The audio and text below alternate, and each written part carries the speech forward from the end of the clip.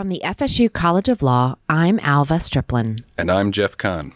The greatest legal minds in Florida and around the country have come from the FSU College of Law, and they're not just arguing cases in a courtroom. From heading up multi-million-dollar companies and state agencies to advising on financial ventures and mergers that are changing the business landscape in Florida, these FSU College alums are taking care of business.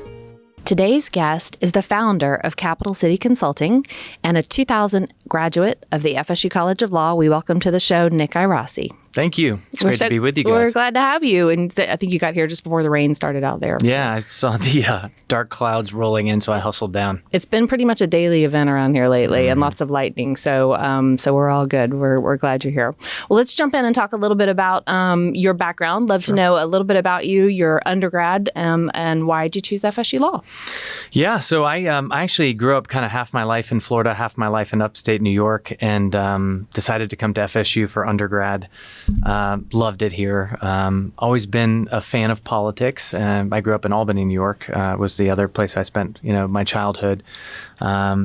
Political talk was big around my household. And so when I got to FSU, it really kind of gave me the opportunity to join lots of different organizations. I joined a fraternity and a bunch of different clubs.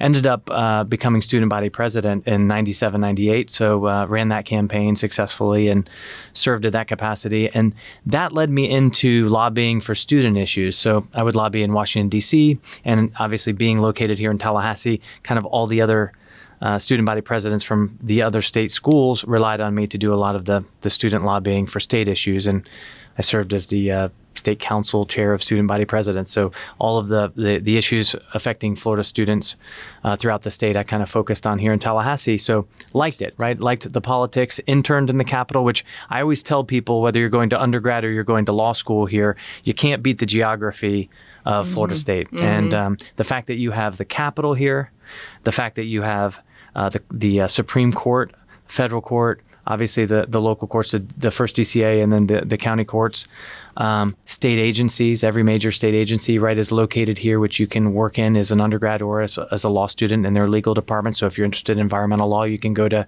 DEP or to Fish and Wildlife. If you like transportation, you can go to the Department of Transportation and work. You can work in the governor's office and financial services in the chief financial office or the attorney general's office. It's all right here. Not to mention law school, which I think was one of the biggest benefits of going to law school here, was every major law firm has a branch in Tallahassee.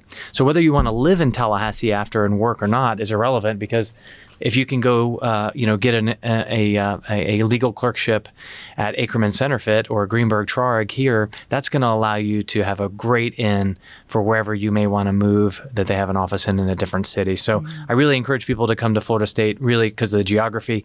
I stayed for that reason after undergrad, so stayed here, went to FSU Law School, not only because it was a great law school, but because of the opportunities being here in Tallahassee afforded, and also the emphasis that the law school put on doing things in the Capitol, working in the Capitol, doing internships. And so I did that. In undergrad, I worked for a session in the Florida House of Representatives. During law school, I worked in the Senate Majority Office, and that kind of led me down this path into lobbying. So I'm just curious, what's one thing you can remember that the students, you went and lobbied for the students? Give me just an example. I'm trying to Tuition's a lot of it. Tuition? Okay. Yeah, okay. Tuition, cost of textbooks, but tuition was a big driver.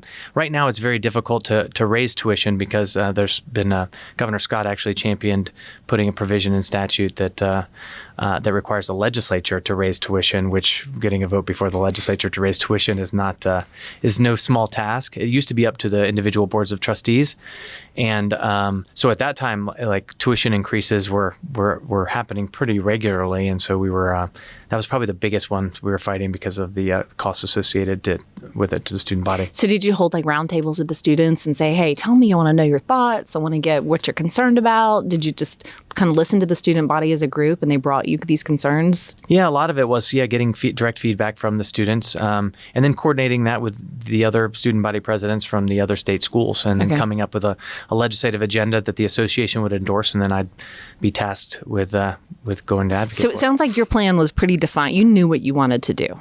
So the funny thing is, I wanted to run for office. I did not want to be a lobbyist. Yeah. So I kind of caught the bug when I became student body president and really loved it. Smart choice. Yeah. Smart.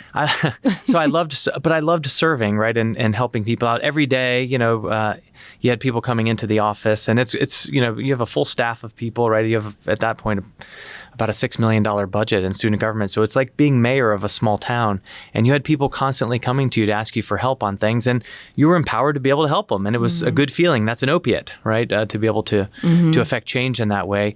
And so I wanted to do that. And so when I got out of law school, I went to work for a law firm here called Katz Cutter Hagler. It was one of the largest firms here at the time. They're now Ackerman Centerfit. And I just wanted to go litigate because I wanted to run for office one day. I didn't want to be a lobbyist because I was afraid it would ruin my chances of running for office. And but I to be really honest, I practiced law for 3 days and realized that sitting in an office and kind of doing the research and writing memos for the partners was not my I noticed that was a short stint. It was like a very short stint. Yeah. It was like 2001, 2002. Yeah. That was it. And they actually pushed me they wanted me to lobby. They had a big government affairs practice. Okay. They had a couple people leave right as I got there. I finished in law school in December of 2000, so took the February bar and session was starting. They needed help, and they actually were asking me to help lobby since I had worked in the Capitol for a couple of years, and I told them no. And they kept pushing back on me. I'm saying, I appreciate it. I really don't want to be a lobbyist. I just want to litigate. Oh, wow. And then, but then they buried me with work for 3 days, and then I went back into, I'll never forget it, Sylvia Alderman, who practices law here still in Tallahassee, and she was the managing partner. I walked back into her office on Wednesday morning, having just started on Monday morning, and her asking me to try lobbying, and me refusing her multiple times. Went back into her office on Wednesday morning and told her I think I wanted to try lobbying. That's so funny. So they laughed and sent me to the Capitol, and that was it. That was it. You were hooked. Yeah. So after Katz Cutter, did you immediately start your own practice, or did you kind of go in with another group? No, yeah, I was a Katz Cutter for around 2.5 years, and then me and 3 others started Capital City Consulting in January of 2003. So, 19 years ago. It's hard to believe. Yeah, and almost 20 years ago. New office in Miami, did I read? Yeah, so we have our Tallahassee office here, which is our, obviously our headquarters office that we built a new building at about 2.5 years ago and moved into it. We have an office in Tampa. We have an office in Fort Lauderdale. And we just announced a Miami office last month, which is a big get for us. The guys down there are fantastic. That's exciting. So we've got a real statewide presence now. Well, let me ask before I turn it over to Jeff, what kind of clients do you represent? What's your...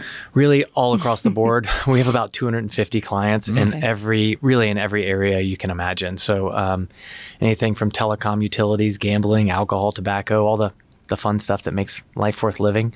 But a lot of business, retailers, a lot of education, K through 12, higher ed, and environmental. We represent the Everglades Foundation, Bonefish Tarpon Trust, Loggerhead Marine Life Center. So really, honestly, just all over the board, which for me is great because I kind of have the attention span of a gnat. So I really like to be able to switch between subjects, learn about them, right? Because that's interesting to learn about all these different areas. Which gives you kind of a real broad swath of knowledge. And quite honestly, the law degree coming from here is what really helped with that. It's, you don't have to be a lawyer to become a lobbyist, but I feel like the really good ones are.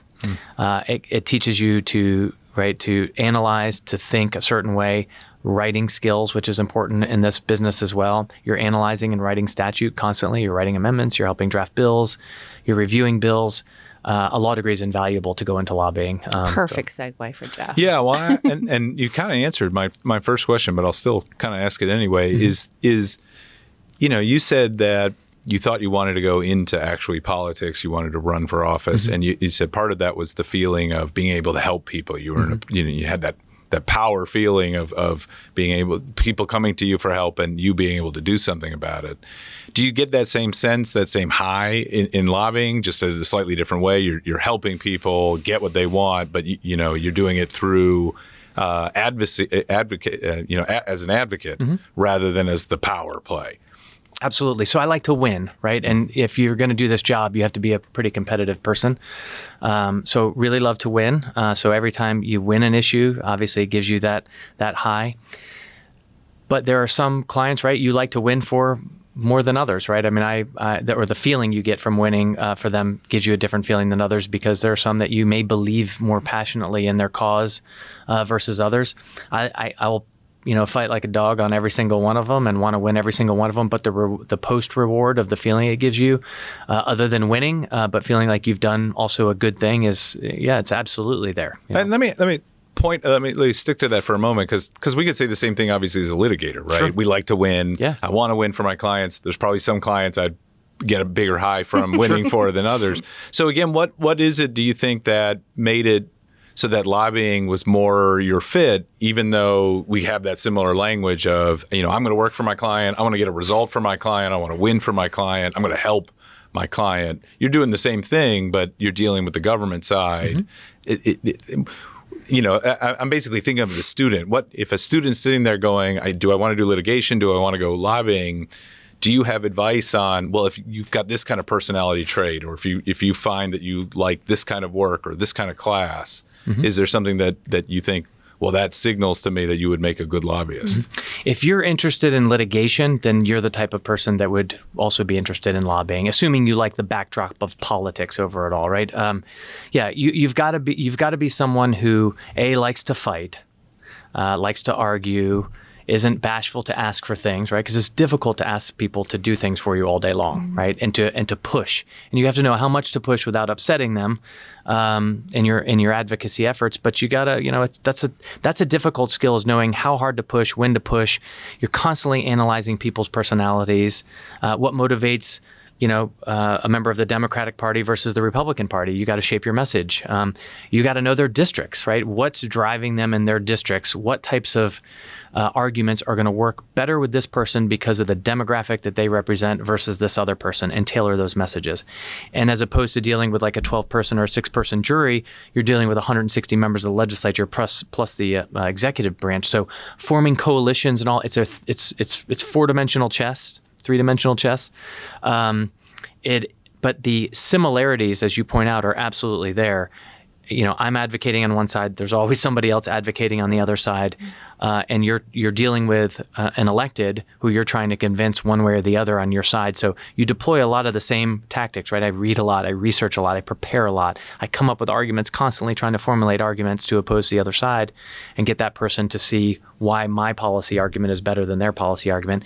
But then, unlike applying the law, in a judicial setting, where there's always shades of gray, but you're literally applying it against, a text of a law and arguing it. In this scenario, you're arguing the policy, but you have this overlay, a thick overlay of politics that are driving the decisions of the electeds that has nothing to do necessarily with the law or with the policy, that can make them go the other way, even though, maybe they agree with you on the policy, but I can't do it because I'm going to get killed back home if I do that, So that's the difference. It sounds also like obviously relationships are so important in this because because you have repeat players, right? Yeah. There may be judges you go up to, time and time again, but as you said, there's a jury, and I'm not going to get the same jury every time. So again, if you're giving advice to a student, how do they? And you said, and it may just be a skill that they have to learn, but know when. I almost heard Kenny Rogers, the gambler. You got to know when to hold them and know when to fold them and know when to walk away, sure. Right? And is that a skill again that you think you developed in law school in certain classes? Is if a student again a 1L came to you and said, I really want to do what you do, I want to come to your place. What classes do you recommend I take? What's the advice? So I think some people are born with it, number one, right? But it's a developable skill with time. I call it like seat time. You gotta be in it. I think through middle school, high school, and undergrad, I was so active in different organizations, and you start to develop a skill of how to deal with people, right? Like how hard you can push somebody reading body language, and how your tone is and how your tenor is. So sometimes you have to get tough too, right? And it's hard to get tough against an elected official because you can't cross this line of respect because you have to respect the office. But sometimes you've got to bow up a little bit and let them know that this is an important issue if you don't feel like they're taking it seriously enough. So you got to know when to push, when when to pull back, and constantly analyzing their body language and their behavior and knowing them individually. Having a relationship with them, of course, is important. Just like any other business relationship, you want to kind of know the person and establish rapport and credibility with them so that when you're telling them something, they take it at face value. That's another thing, right? You don't want to lie to somebody because you've got to deal with them for years and years and years. And I can tell you, I've seen it a bunch of times where, a lobbyist or someone might walk into a legislator and lie to them to get them on their side, and it'll happen one time, and after that, they're done. So your credibility is the most important thing in this business. Because when you make an argument, they don't have time to research everything. They're getting thousands of issues thrown at them. So they rely on the lobby corps really as a source of information. And if you're not giving them accurate information or thorough information, it's gonna cost you. So typically I go in and say, look, here's what the other side's gonna say. Here are their arguments. Here's why I think they're wrong, right? And here's why I think you should fall on this line of vote. So I'll give them both sides, but typically out-argue the other side because of preparation. Trial prep classes, law school, 100%. Internships in the legislature, in state agencies, 100%. The more you deal with people and the more you put yourself in that role, the more you're going to develop that skill and get an intuition, because it takes time to develop that intuition. I did the state attorney externship in law school down in Broward County, so I had a bunch of jury trials. I didn't settle anything because I wanted to go to trial. Drove the criminal defense guys crazy. But I think I had like 12 jury trials that summer and 6 bench trials, and I got to argue a bunch of motions. Very similar, right? Because you're analyzing jury behavior, not just in voir dire, but during the trial, trying to analyze their body language and what arguments are hitting and what arguments are not hitting during the course of a trial, but also on bench trials and just day-to-day with hearings, right? The judge, when you're assigned to a courtroom, that person is going to like or dislike you depending on your behavior and how you conduct yourself in the courtroom. And it's no different here. You're gonna have to, if you're assigned to a judge as a prosecutor, you're going to see that judge a lot, and you better have a good rapport with that judge. Or it's not going to be a pleasant experience. And it's the same thing at the Capitol. You better develop a good rapport and be respectful to members of the elected class, or it's going to be difficult for you as well. I just think this subject lines up so well for like a practical course. Like you said, I mean, as you said, we don't offer a lobbying course, and you would tell students, and based on what you said, you're absolutely right. Go take the trial practice, experience type classes. But I would think a class in lobbying would be great. You just give them an assignment, have 2 sides, and if we could get like a guest legislature person to come and be the judge. I just think it fits so well. Agreed. And I think the other part that maybe people don't think about is there's a lot of things you can learn on the lobbying side and just public affairs and advocacy in general that can apply to the legal side. How to handle the press, how to shape press message, how to deal with reporters, right? And in large cases, right? When you're getting hit and you need crisis communications, lawyers typically are being looked at and relied on to handle those issues holistically, at least the good ones, right? You want to be the lawyer. If you don't want to be a lobbyist and you want to be a lawyer and you're going to be a general counsel for a big company or an outside general counsel with a big law firm that you're handling these big thorny issues, you have to be able to manage press, crisis comms, litigation, right? Advocacy. And a lot of times it interacts with government as well. So the more you know about those components and how they tie all together in order for you to shape a message and be successful, the better off you are. And I think I think certainly a class like that would help people connect those dots. You mentioned some lobbyists are not lawyers, and there are some lobbyists that are lawyers. What about having a law degree gives you a leg up as a lobbyist? So aside from the relationship building, the personal, some of it, like you talked about, I think you're just born with some of those skills. But what about the law degree really helps you, sets you apart from non-lawyer? Again, for me personally, I was good at the relationship part. I needed the substance piece. And 2 things. One is a law degree from here gives you instant credibility. If you're an attorney, you've passed the bar, et cetera, like people think, okay, well, you've met the minimum threshold of this person has some discipline and intelligence, and if they made it through law school and passed the bar, right? So that was, especially at a young age for me, because I graduated, I passed the bar at 24 years old. I was young and coming into a field, here that was dominated typically by older men, right, in their 50s and 60s. And so that gave me a little bit of instant credibility, number one, in the room, I think, that I was an attorney. And then number 2, again, the the way you approach issues, the way you analyze things more methodically, which is taught here. How to analyze a bill, how to read statutory language, how to do statutory interpretation, how to help write bills, how to help write amendments on the fly. Like all of those things are critical to be successful, because during the legislative session, it's a 60-day session, so time's your enemy. Everything happens at the speed of light, and there are these little windows of opportunity where you can make changes in legislation. And if you miss that window, you're done. Like then the train has left the station. So having the ability to be able to write things and analyze things on the fly, which is the training that I received in law school, allows me to be successful to take advantage of those small windows. That's a really good point. I'm always kind of curious because there are so many lobbyists that don't have the law degree. So I think that makes total sense. All right. Well, we're going to move on to the Think Fast series. These are super quick and easy answers, and then let you get about your day, because I know there's just a new chapter going on in whatever it is that's going on for the upcoming session, right? How do you take your coffee? I would like to sound manly and say black, but it's cream and sugar. It's okay. I think most of our guests come in cream and sugar. Yeah. It's all right. Are you an all-day coffee drinker or just in the morning? I try. This is my last one of the day. I try and stop around 2. Last one of the day. I was about to say we're winded down here. You're not winding Otherwise, down. I'll be up all night. But yeah. What's the one habit you wish you could break? Racing cars. Oh my! That was supposed to be that was my next question. What other career path would you choose? Oh yeah, that one too. Yeah, it's a complete addiction, and I can't stop it. Yeah.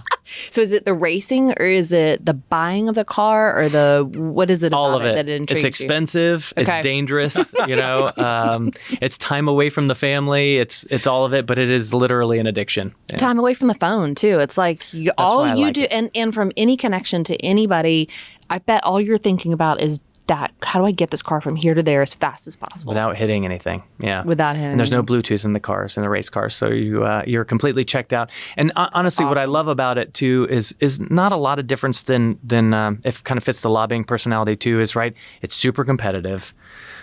It requires super amount of focus, both mentally and then physically, right? So it's exhausting physically, but the mental drain is real, because you're right on the edge of friction, right on everything. You're trying to get that car through a turn as quickly as possible without the tires breaking loose, and you've got 40 other cars around you all trying to do it as well. So the level of focus that you have to have in car racing is like nothing I've ever experienced before. So that kind of is I rarely get a high more than I do than having a really successful race if you're up on the podium having done a great race. Flip side of that coin is I've never had lows worse than totaling a race car. Well, I was going to ask, you've ever been in a wreck? So lots of them, yes. Okay. More than I would like to admit. Really? Any major injuries? Concussions, couple. And you go back. Yeah. There's no stopping. That's part of the addiction. Okay. That's a problem. I quit twice or 3 times, and then a week later, I can't wait to get back in. So, yeah. Okay. All right. We're going to go in a totally different route for the last question. Actually, I have 2 more. Favorite movie? Oof. Can't pick something your kids watch that's off limits. Like something you could just watch over and over and over again. It just makes you happy. A movie I love is For Love of the Game with Kevin Costner, baseball movie. Kelly Preston, you got to watch it. It's a good one. Well, Kevin Costner has so many baseball movies. It's hard to really narrow it down. The guy does baseball movies better than anyone. I have seen that one. They're like divorced at the time, maybe, or she's ex-wife. He's a pitcher at the end of his career. Okay. He's struggling with that and also falling in love with Kelly Preston and trying to figure out the future of his life. But it's an internal struggle, and like that's what everybody faces every day, right? You have this internal struggle with yourself every day to try and become better and overcome things, and it's a lot of that in the movie. I just love that movie. George makes me watch Moneyball when it's baseball night. Yeah. He loves Moneyball. Yeah, that's a good movie too. Oh, he loves it. It's a great movie too. Okay, last question. So I don't normally ask this of men, but I'm going to go ahead and ask you. Uh-oh. So think back to your days of law school. What was your one go-to article of clothing while you were in law school? Well, I mean, for me, I was working a lot during law school. Wasn't supposed to be, I don't think, as much as I was, but I was putting myself through law school. And so I was dressed like I am now, typically, because I was going to the Senate every day and working in the majority office, and then going to, speaking of internships, I interned at the Office of Insurance Regulation and the Agency Services Division as a law clerk. So I pretty much worked the entire time in law school. So I was dressing, it was a suit. In slacks or a suit, a sport coat, right? Yeah. So I did actually ask Michael Dobson that same question, speaking of Office of Insurance Regulation. Yeah. Do you know what his answer was? What? He apparently had a pair of shorts that had the state of Florida flag all over them. Oh, yeah. And that was his law school jam. That was, Now, I wasn't one of the law students that like came dressed in a sport coat just to look professional in law school. I literally was going to work. Yeah. Well, Nick, we really enjoyed having you today. I could go on and on. There's a lot of good stuff here, but we appreciate your time. Thanks for having me. It was fun. Thank you. Thank you. This podcast made possible by a generous donation from Jeff and Aggie Stoops. Special thanks to FSU College of Law's Professor Sean Bairn for creating our theme music.